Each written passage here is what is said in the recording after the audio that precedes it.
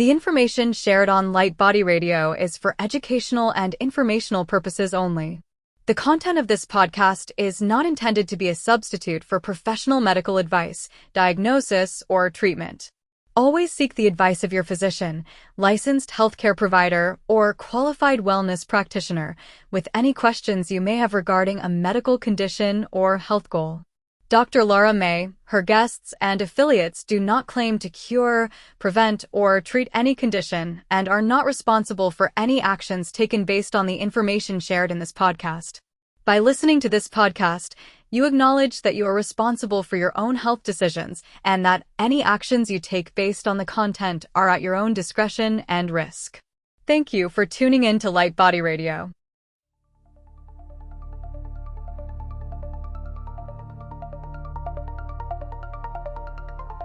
Welcome to Light Body Radio, where science meets soul and healing gets multidimensional. I am your host, Dr. Lara May, functional medicine pharmacist, master intuitive Reiki channel, and certified life and health coach. Here we decode root causes, transmute stuck energy, and empower your full spectrum healing journey, body, mind, and light body. This isn't just wellness, it's awakening, grounded in science, guided by spirit, and designed for your evolution. Let's rise and radiate. Welcome to the next level of you.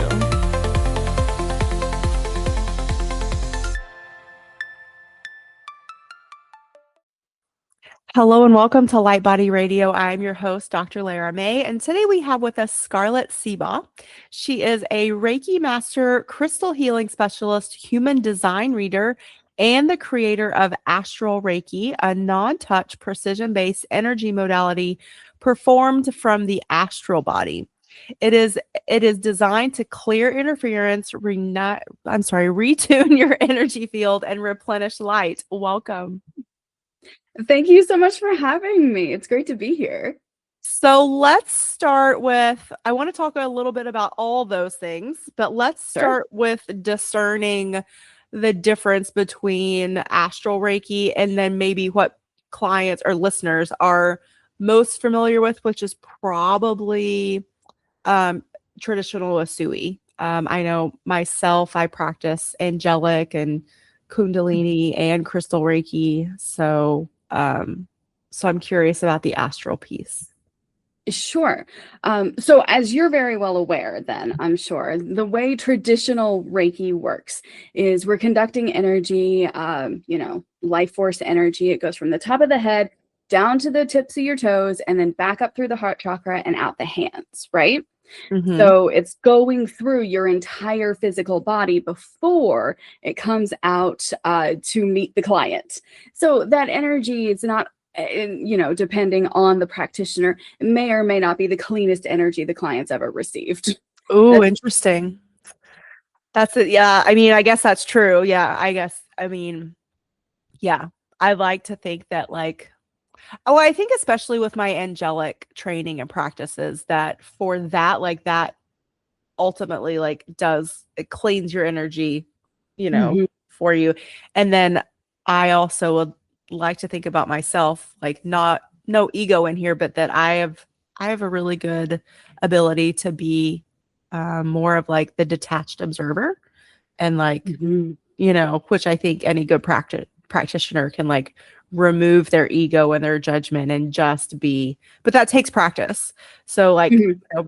Have practice of being that open channel, but you're saying astral doesn't do that at all. Right. Because I'm not actually channeling energy from my physical body in the first place. Right. Yeah, it's from source. More or less. So what I'm doing is I'm actually taking my soul or my astral body or whatever, I'm removing it from my physical body and taking my astral body over to where my client is and channeling the energy through my astral body and leaving my physical body out of the entire thing. Oh, okay. All right. That makes sense. Cool. And how did you come into this practice and realization for yourself? Well, I actually came up with it while I was in my Reiki 2 class. And they were teaching us distance Reiki. And, you have your partner that you're working with who's obviously somewhere else. And I'm doing the thing, we're channeling the energy. And all I can think the entire time is, this seems so incredibly inefficient. I love it. And I was already a really seasoned astral projector at that point, been doing it for years. Okay. And so I just popped out of my body and I was like, I really think I could just channel energy with this body instead of the physical body. And so I hopped on over to my little test subject person and startled her half to death.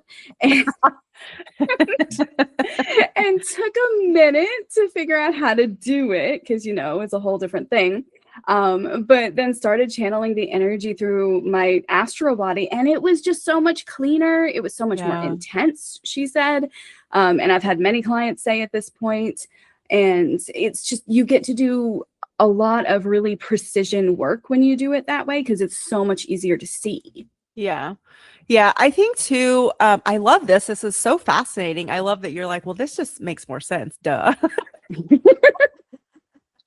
And I guess too, like I keep bringing it back to angelic because angelic is also very different from a Sui in that you are essentially taking a step back and again, you're being the open channel for the angelic realm to do the work for you. And so again, like it's not like I'm just the sort of the space holder, not even the vessel, I wouldn't even think is the appropriate term for it. And so like moving through my angelic training and practice is really what opened me up to more channeling. And so have you found too that you said you were already sort of stepping out of your physical body for different energy work. So would you also say that this probably opened you up as more of a channel as well, or how does? Oh yeah. Absolutely. There are times, and I work with angels and aliens and all the things, sure. Yeah. Gods and goddesses, all the things. But there are times where I am channeling the energy and I'm doing such intense like channeling work and connecting so thoroughly with that light that it's almost like you lose yourself in it and you kind of become the light. And like it takes just a minute like when you're in that state to come out of that state when it's appropriate and like reconstitute yourself into a real being again, like an individuated being, because you get so close to that source energy that you're just indistinguishable. Within like when we're in the angelic Reiki space and we're taking people through the attunements, part of that process is actually guiding the receiver out of their body and traveling into the galactic and the angelic realm so that they get used to that feeling. And so for any of you out there that are not already playing with out of body experiences or astral travel, or, like, I think if you're interested, this astral Reiki asset could be a great modality to, I think, help you hone those skills. But then also too, like angelic Reiki is also like I think a good stepstone modality because it does, I think, provide that sort of safe space for you to explore these outer realms, whether it's with your guide that's your human teacher, or whether it's with your energetic guide, whatever that being may be, whether it's a galactic being or an angelic being, or any of the beautiful beings. It could even be unicorns, dragons, elementals, all the things. Oh yeah, I love to work with the dragons. And actually, to your point on, removing yourself from your body and getting connected and everything, I do actually have a little astral projection meditation on Insight Timer if you guys are interested. So, Oh, for sure. Yeah. Like at the ends, maybe we'll, or at least send me the link and I can put that on the show notes. I will do So that. people could, have that. Okay, cool. So from there, then how does the crystal realm weave into this for you as the practitioner and how you bring this into the world? Well, I always use a crystal grid whenever I'm doing an astral Reiki session. As with anybody, your session starts well before you come in contact with your practitioner. So Yeah. part of that for me is the setting up of a crystal grid to set the space. So I use, what do I use? I use rose quartz, obviously, because every crystal grid needs self-love. It's so very important. And labradorite for protection, and blue quartz for communication, and fluorite specifically for me, actually, so I can concentrate. Interesting. Yeah. Well, like when you're out in the astral realm and stuff, like there's no such thing as time anymore. Right. Yeah. And you think about something and you are there, And so concentration is so very important when you're doing this kind of work, because you can just accidentally leave and then have to come back and the whole thing. Yeah. So that one's super important. And then apophyllite for visualization, and a little bit of amethyst because, and then I always do a protection, like a square protection grid around the grid with black terminated quartz towers. That's a hard word to say. Oh, cool. Yeah. Right on. And for people that aren't familiar with that specific, so that would be clear quartz with the little black tourmaline that's sort of venerated throughout. Yes. Yeah. And that really helps amplify the protection of the black tourmaline. So you get like a nice big punch of protection, which I think is super important when you're doing this kind of work. For sure. I mean, our intention is so powerful anyway. So like just also having that intention that this is for the highest and greatest good only, only the most pure love and light is allowed to come through. Whatever those statements are that you say for your sessions and your clients and for yourself when you're doing self-treatments, know that is enough. But it also helps to have these amplifiers too. And that's how I see crystals when I work with them as well. Like I know the power of my intention, and when you work with your intuition and energy enough, you will start to feel it and trust it, and just again like have the knowing and the confidence.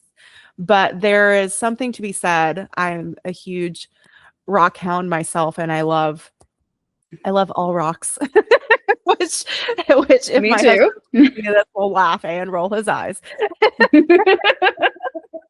And so there's something to be said for having that extra support, because each little crystal also has its own, I think, like little soul, sometimes big soul, and like and level of interaction with whatever you're doing. And so do you have like a standard grid that you do with each client, or do they change with each client, or is it a combination of both? So I have a fairly standard grid for my astral Reiki sessions. Okay. Now, for pretty much any other service that my client wants, that's going to vary, and it's kind of very intuitively led. Just to fit whatever the situation is. But that astral Reiki one, like it's been honed over a couple of years now to just make sure that it serves all the purposes that I need it to serve in any given situation. So I may not always draw on all of the stuff that's in it, but it's available. Right. And again, like as you're laying it out and putting it together, your intention is actually anchoring in like that specific concentration piece that you mentioned with the fluorite, or the specific like expanded layer of protection from that tourmalated crystal quartz, or whatever it is. So yeah, so I think it's important for people to understand that these are not just it's not just aesthetics. It's not there for, to be pretty. Like, yes, it's beautiful and it is pretty. But I don't even make it visible to my clients. Like, they can't see it. Yeah. But I think I love talking about this stuff, especially on this platform, because it maybe, I do a lot of different types of subject matter on this podcast. And so a lot of what we talk about is solidly based in biology and chemistry and, the functional medicine and then like quantum physics. And so there's even though quantum physics can get very woo-woo, a lot of it is based in like hardcore, what we would consider quote unquote science. And so I love bringing in this other piece of both my life and obviously like what you do on a daily basis to help people understand that there is validation in the woo-woo, and there is a method behind what might seem like madness to those that aren't familiar with it.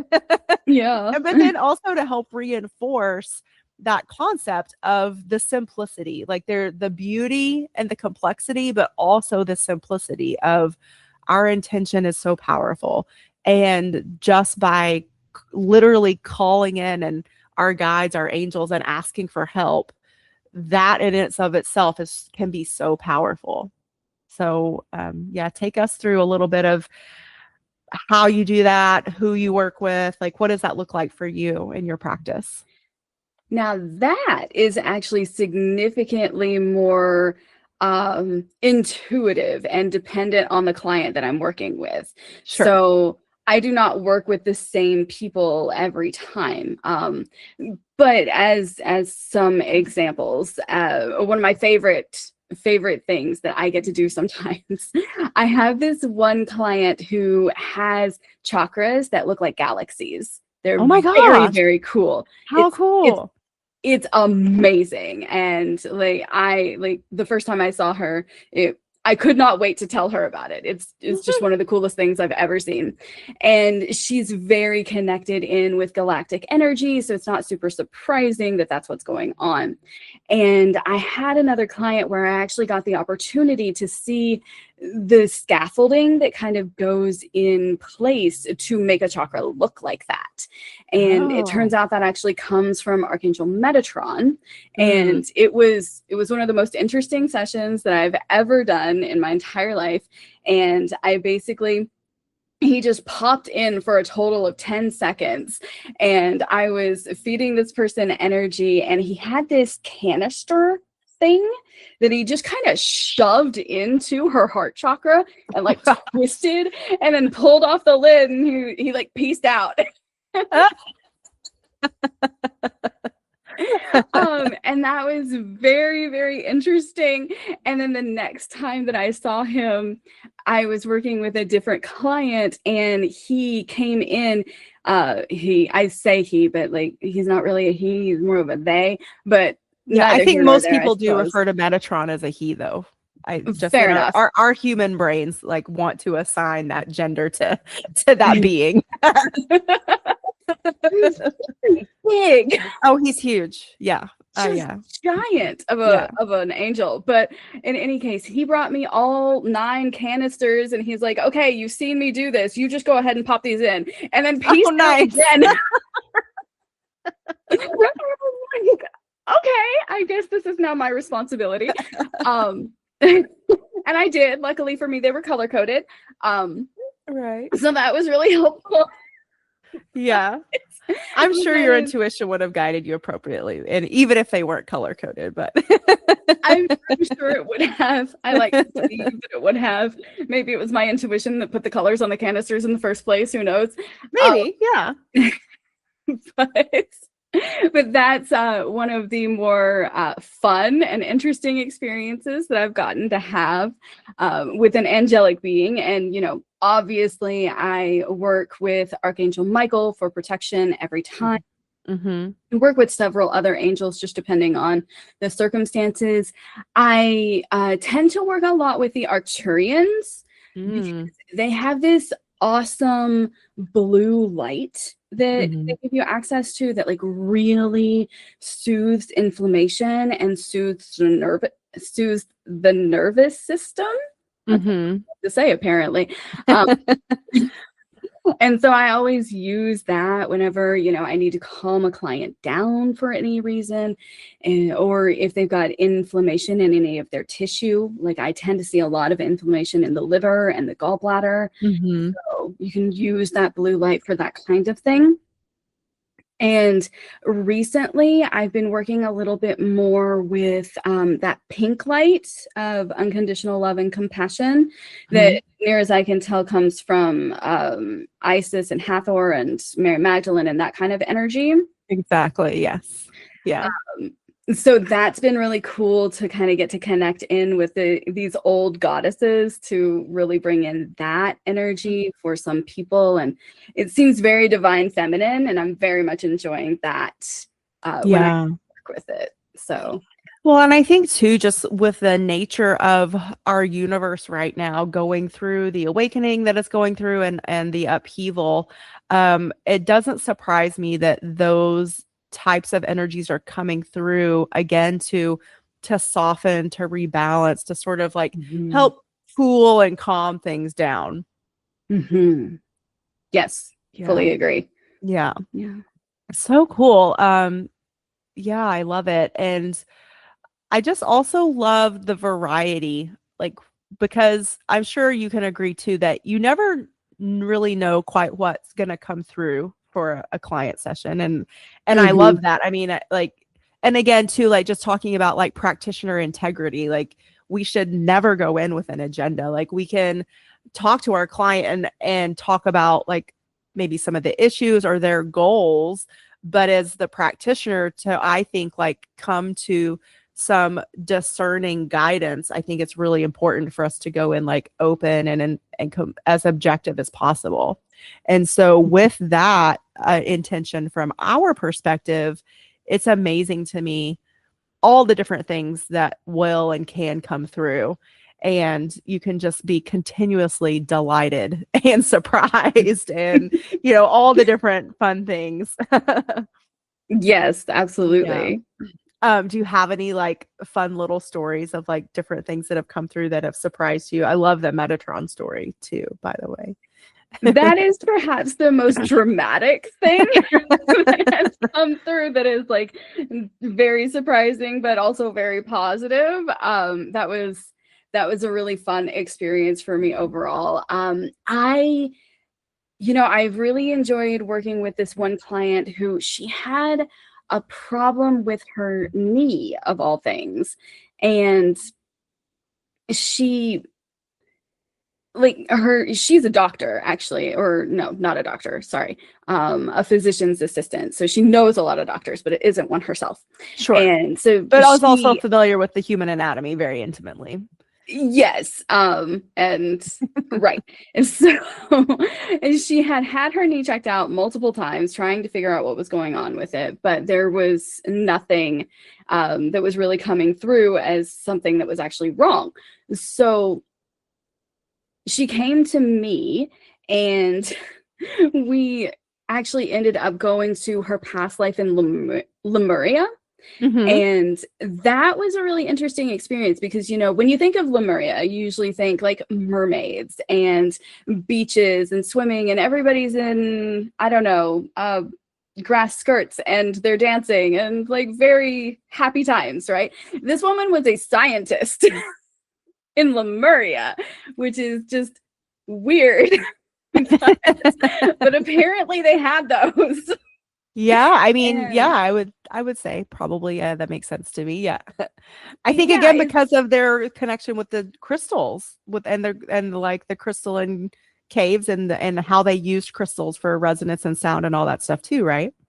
Yeah, I think so. Though the way that she was conducting science, it was very clear that they did not like it. She was somewhat Oh. ostracized from her community. Mhm. And she had a science experiment, and she was a man in this past life, but she had a science experiment like blow up or something. Mhm. Mhm. And that injured his knee. And Oh. there was like so much drama and trauma and guilt that came along with this particular injury. And, he had already been ostracized by his community. So he was already feeling a little guilty. Mhm. And so to have this injury on top of it, it really carried forth into her present life. So what we did was we brought this guy forward and kind of, healed the injury for the first place, and kind of worked on the guilt as a part of this whole thing, because Mhm. it was such a major part of the issue, and severed the need for the guilt to carry forth. And now she tells me that her knee is perfectly fine, and it's like it never happened in the first place. Oh, good. So Yeah. yes, yeah, I mean, it's so true that, that past lives can be stored in our physical body. Um, absolutely. and so again, there's a variety of modalities out there for, if you're having a chronic condition and you're open, and, then it's worth a shot, because Hmm. why live with something that's painful? Like, we don't have to, we can choose. I think that's one of all of our soul lessons and contracts as being human, is like really stepping into the power of choice and Hmm. that sovereignty and autonomy. And so the longer I live this life, the more I realize that that's true in literally everything. And so if there's anything that we are unhappy with in our lives, we can choose something different, and we can, and this is, it's funny as I hear myself saying this, it's, we also live our lessons for ourselves, right? So I'm Yes. hearing my higher self and my angels go, yeah, why didn't you take your own advice? But I mean, like, we all have something that we're like, that we need a resolution with, or that we're working through at any given time in our lives. Like, the Oh human yeah. existence is not meant to be perfect and 100% rainbows and butterflies all the time. Like, it is meant to be 50-50. And I think that is for a very specific spiritual reason and lesson. Sorry, I feel like I'm rambling, but you jump in at any time. It's an excellent point. It's, we are always working on something. Otherwise, why on earth would we even be here? You Right. know, life here is hard, like, no Exactly. matter Yeah. Like, what you're doing. if our souls wanted the perfection and, that kind of reality, there is a place in the universe, in a different timeline, that has that, and our souls would have chosen that, but they didn't. They chose to be here. Right. So Because that timeline's boring. I mean, ultimately, yeah, like, it's beautiful, but it's more of like, it doesn't have the contrast. And the Mhm. contrast is what's exciting. And that's souls really, are looking for. One of my modalities is QHHT, quantum healing hypnosis technique, that's Mhm. taught in the style of Dolores Cannon. But one of the things that I found, like, her structure is super helpful, and it is like the foundation to facilitate the sessions for sure. However, I can't tell you how many times with different client experiences that I have needed to bring in angels of protection, or Mhm.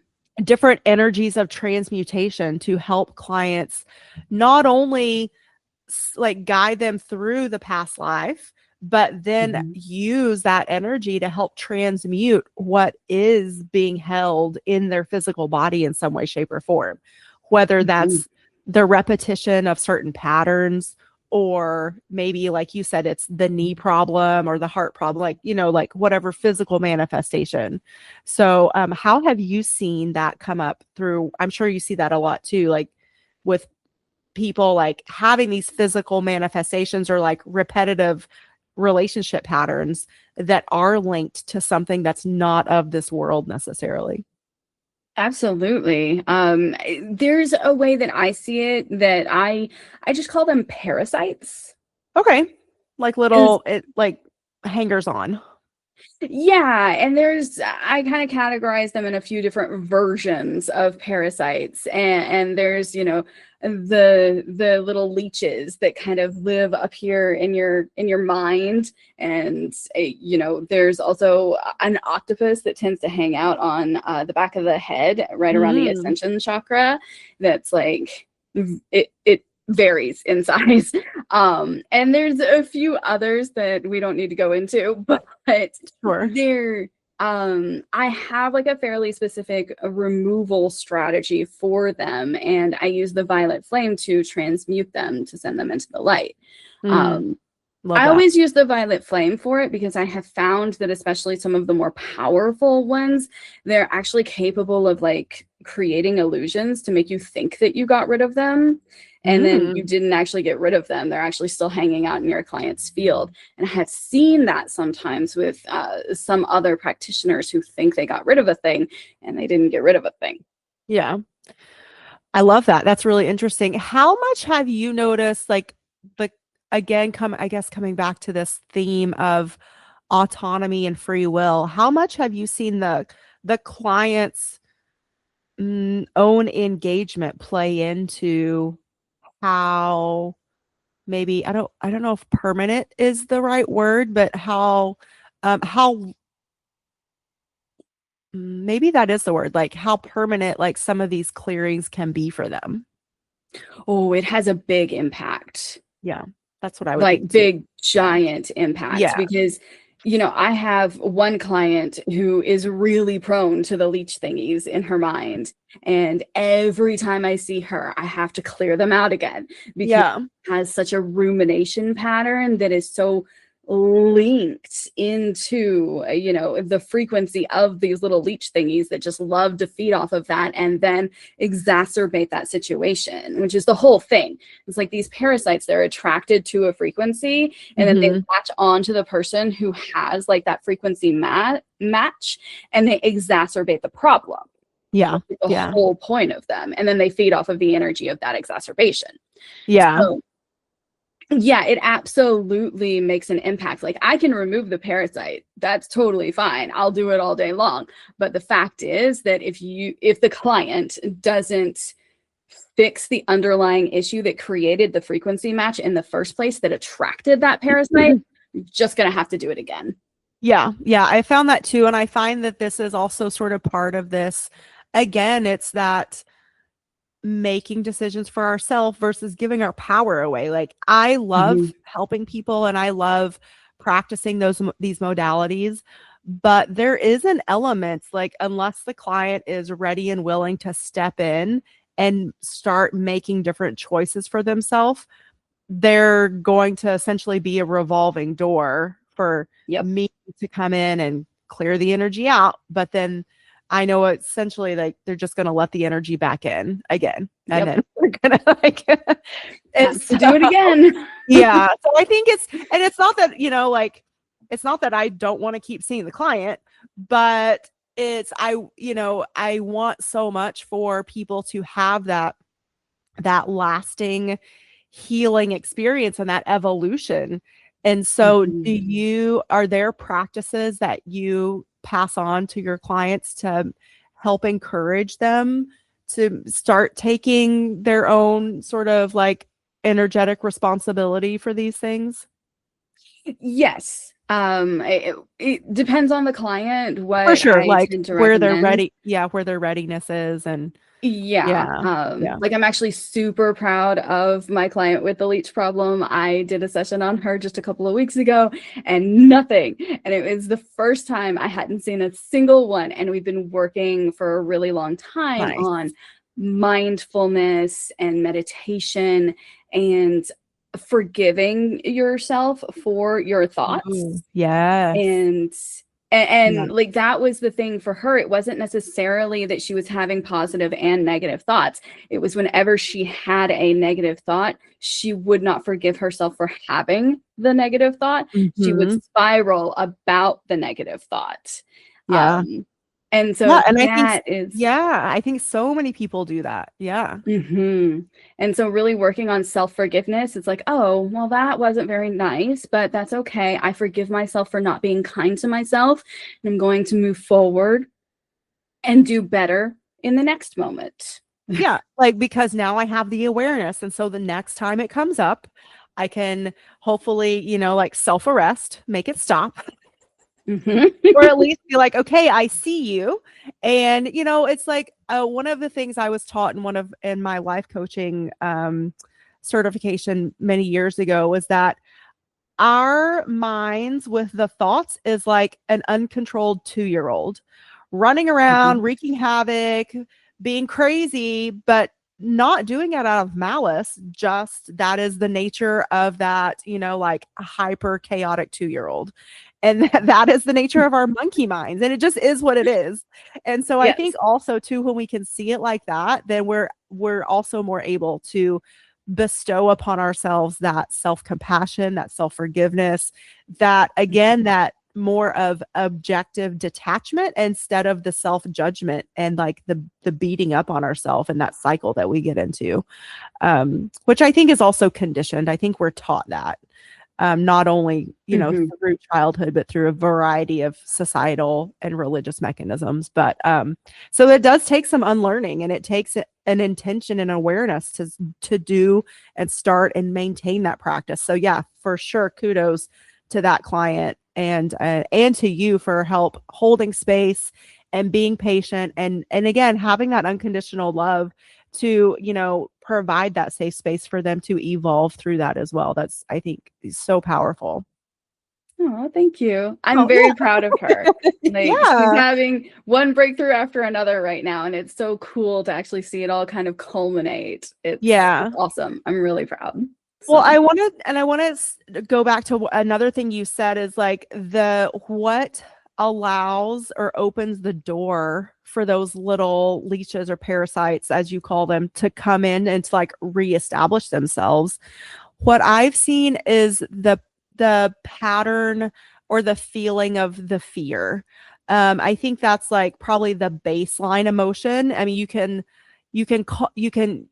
have a myriad of other what we would label negative emotions, but really what I've seen is that the fear allows in and then like it attaches. So whether you want to label it like sort of like from the animal kingdom, like you have done, others like to just call them like maybe like little gremlins or goblins or little like demons or whatever, like whatever you want to label it. It's that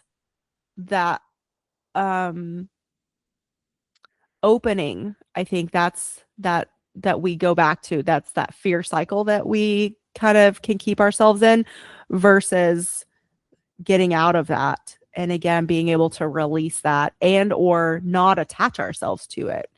What have you found with that in terms of like, how do we sort of break that habit of attaching ourselves to the fear cycle? Or however you want to, whatever your experiences have been with that. Well, I think you're right as far as fear. I think there are other things too. Like I have seen hate come up on more than one occasion. Ooh, yeah, that's a good one. But if we're talking specifically about fear, the way that I would handle that actually depends very much on their human design. Because some people have a defined spleen or an undefined spleen. And so the way that you handle and process fear is going to depend very much on whether that spleen of yours is defined or undefined. Ooh, okay. So we haven't talked about your human design practice yet. Okay. So how does that factor in? Do you do a human design chart? I mean, I assume, is that the word, the appropriate word, like chart, like an astro chart, but this is a human design chart? Yes. Okay. Do you do one of those for everyone just so you also have that deeper understanding, or is that separate from these So other- it depends on whether or not the client gives me their birth information. Okay. I definitely have a spot in my form for them to give me their birth information. And if they give it to me, I absolutely run their chart. It gives me so much baseline information to work with. And I use it, like, especially when I'm first starting out with a client, I use it to kind of help gauge how much energy sensitivity that person's going to have and how much energy they can take. So, like, if we're talking about a self-projected projector, and I'm going to say a lot of words here for a second, but that kind of person is going to have a lot of openness in their chart. And that tends to lend itself to a lot more energy sensitivity. So for that kind of person, I'm going to go like low and slow on the energy and kind of work on building things up over time and really gauging whether or not they can handle the level of energy that they are receiving, so I don't overload the system. So I tend to treat that kind of person with a lot of care, a lot of attention, and like a lot of focus just to make sure that they're okay. Now, of course, I do that with all of my clients, but for someone like that, it's like I'm very aware and on the lookout for energy overload. Now, if I'm working with someone like a manifesting generator who tends to have a lot more definition in their chart, they tend to be a lot less energy sensitive. So I know that I don't have to be, I don't want to say as careful because that's not the right word, but like I don't have to hold back as much. Right. They can take the intensity because they're used to running more energy through their body in general. So they need more energy to function in the first place. And so you don't really have to hold back when it comes to giving energy to this person. They can absolutely handle it. Yeah. So you kind of have to watch out for other things with a manifesting generator, but overall energy sensitivity is not usually one of them. Okay. So cool. That's one of the main ways that I incorporate human design into astral Reiki. Yeah. And then do you also just like do human design in and of itself as a singular modality for people that are interested in that as well? Yes. Yeah. I actually have several different readings that you can get. There's a financial one, a foundational one, and then there's like a really big one that's like an integration journey. It's like 7 different readings that goes like really, really deep into your human design. It's very much for like if you want to completely nerd out on the whole thing. So. Yeah, I've just been dabbling and like trying to explore it, and it's one of those things to me. It's much like astrological charts too. That this seems so complicated that it actually is a little intimidating. So, so I love people like you that like just are like have dove in and you know can really not only understand it but then like translate it for people like me. Yeah, I'm going to be coming out with a class sometime later this year that's like very specifically on how on earth do you even read this thing? Yeah. Because I think most people would like to know, but there's almost nothing out there that will tell you like, okay, so this planet's over here and it's doing this and that means this and blah blah, you know, like really tells you how the system actually functions. So that's kind of what I'm going to be doing in the next Mercury retrograde. Cool. I love that. I'm sure it's very appropriate that you chose that specific time for it as well. I love to teach in Mercury retrogrades. I think it's ideal. Oh, say more about that. So when you're in a Mercury retrograde, you know, there's a bit of an issue with communication overall. So like you historically, so there's this real opportunity to emphasize clarity in a really serious kind of way. And I find that people are significantly more open to asking questions during a Mercury retrograde to get clarification on anything that they don't understand. Oh, I love that. It's like you can blame the Mercury retrograde. You're not stupid. Mercury's in retrograde. Yeah. You know? Yeah. I mean, I love that. So we are currently in Mercury retrograde, aren't we? Yes. Yes. I'm actually doing crystal classes in a couple of weeks. Okay, cool.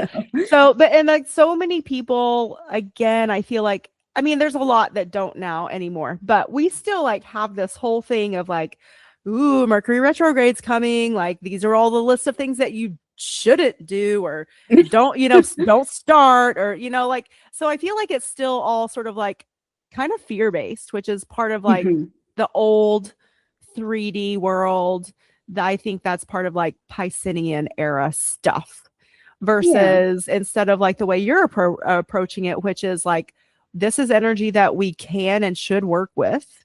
It's just a matter of, it's almost like kind of like shadow work, like embracing it for what it is and really letting that, whatever it is, shine its light for that understanding and that whole journey that goes into that too. Sorry, vague. But true, because there's just such a huge thing around the Mercury retrograde that we all think it's just like this horrible time. But I mean, I've been teaching in Mercury retrogrades for years, and it's amazing the things that come up that just wouldn't if we weren't in one. And so I think it's actually really powerful because of the way that it encourages clarity. Yeah. And I think it also like reinforces the whole concept of, again, the power of our intention and our expectation. Like, what are we expecting out of this time? If we're expecting the tech issues, the communication breakdown, all the different things that they say, then that's what we're going to see. But if we come at it from like your perspective, that there's all this opportunity and then that's really what's going to open up for us. And I love that. And so again, like what a big, huge lesson for all of us to have the power to shift that perspective, to shift the choice of our thoughts about something. Again, like it's still coming back to that autonomy of choice, that we even have the choice with our thoughts and our expectations. We absolutely do. Yeah. Cool. What else have we not talked about yet? So I think we've touched a little bit on everything, but what is more? Like, do we want to move into like where to send people for your services and your readings, or is there more that we haven't talked about that you want to bring into the conversation? Could we talk about splenic fear processing for a minute? Yeah. For sure, because I don't know anything about that. So for sure. Okay. Because I went off on a tangent about how human design works with Astral Reiki, but I really would love to talk about how the spleen processes fear, depending on whether it's defined or undefined. Okay. So I have an undefined spleen, and I went through like this big journey with my undefined spleen a couple of years ago. And the spleen really is where you process fear very specifically. And so with an undefined spleen, we are not actually made to feel fear at all. Like any fear that we feel has come from someone else. That's interesting. So it's someone else's fear? Yeah. It's always so somebody else's fear. Sort of absorbed it. Oh, yes, okay. Exactly. I need to make a note to like look and see what's my spleen. Okay, keep going. So basically for me, whenever I feel any fear about anything at all, I go on a very different journey than someone with a defined spleen would go on. Okay. So like I'm going, okay, who gave this fear to me? Where did this fear come from? Why is it here? What do I need to do to remove it? That kind of thing. And so since this fear is not mine, it's never been mine, I'm just holding on to it for somebody else. Yeah. Why do we do that? Well, because we don't know how to not do that. Right. Again, another like soul lesson, I think, for this life. Yes. So I go on this process of like making the fear physical in my head. It's like we move that fear out and through my hands, and it's just like, okay, now this fear is a beach ball. Let's just say. Yeah. And so I'm holding this beach ball and going, I don't really want this beach ball anymore. I really appreciate what the person was trying to do in order to give me this beach ball. Like, I know that it came from a place of love. It came from a place of protection, but this does not work for me. So I'm going to give this back now. And then I just kind of drop it. And Okay, then so you don't necessarily give it back to like a certain angel or guide or anything. You no, just like let it dissipate into the ethers. pretty much. Yeah. Okay. Because it's not like, yes, I've been holding it, but ultimately it belongs to the earth. Right. It's not yours. It's not Like, mine. yeah. It's not Okay. necessarily even the person who gave it to me anymore, because it was a gift. That's interesting. So I Okay. don't want to return it to sender. It was given to me very probably in love. Okay. And this Yeah. is different for defined spleens. This is not necessarily true for defined spleens, but Okay. like defined spleens are constantly going around trying to make sure that undefined spleens don't do something stupid. And Oh, that's interesting. because we No, don't I'm have sense super enough to be curious. Which afraid. one am I? And so it's like, I just let it go. And it's like, we're not returning to sender because we don't want to return a gift, but we also don't want to keep it anymore. So we're just letting it go. Okay. Beautiful. Yeah. And that's just kind of how you deal with it as a person with an undefined spleen. Okay. Now, What about on the opposite end of the coin? yes. So with a defined spleen, that process looks a little different. We're still looking for the origin of the fear, you know. We're still figuring out where that came from, who gave it to us, if anyone did, or if it's from a learned experience. It's like, you know, maybe I'm afraid of ladders because, you know, I fell off of a ladder and it hurt. There can be legitimate reasons to have this fear. And for defined spleens, a certain amount of fear is actually healthy. Like, it's supposed to be there. It's a protective mechanism. It keeps you alive, you know? Yeah. And it helps you make sure that the undefined spleens stay alive too, which, thank you if you are one. Right. Because we sometimes don't have any seats. Funny. Or fear. Yeah.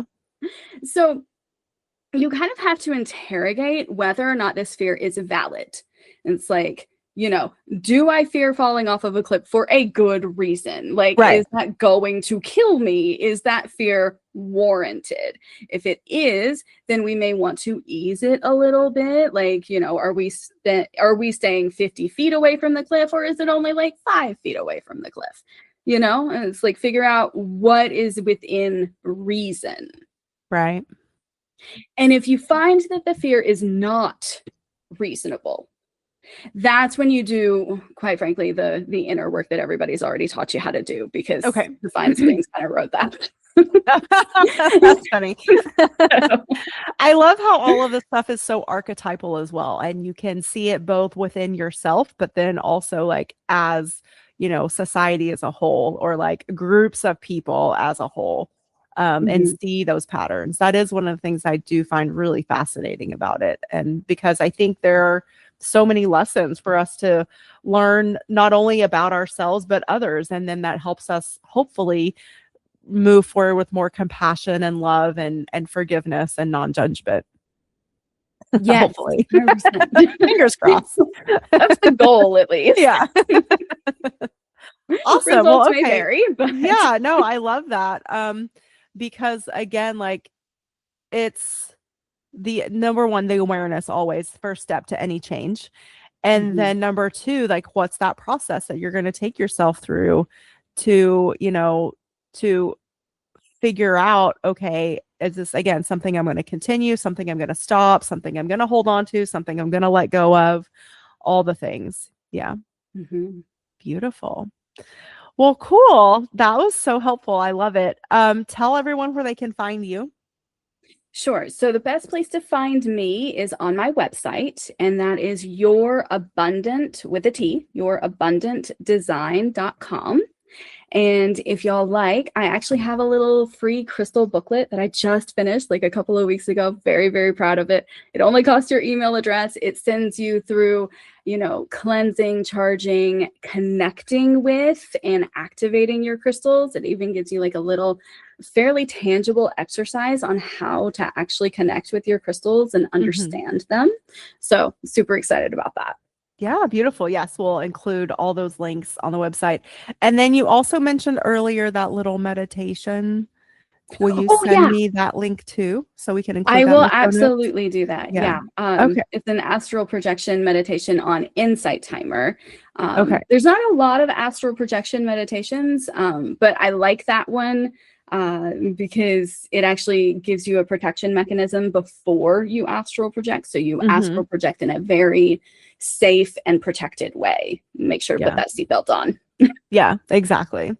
Well, thank you so much. This has been so much fun. I love these conversations. I think we, went to some great places and we dispelled a lot of myths, but then also I think again, like really gave some reasoning behind how some of this woo-woo stuff that we do works and why we do what we do when we do it. Context, I think they call that in a more abbreviated form.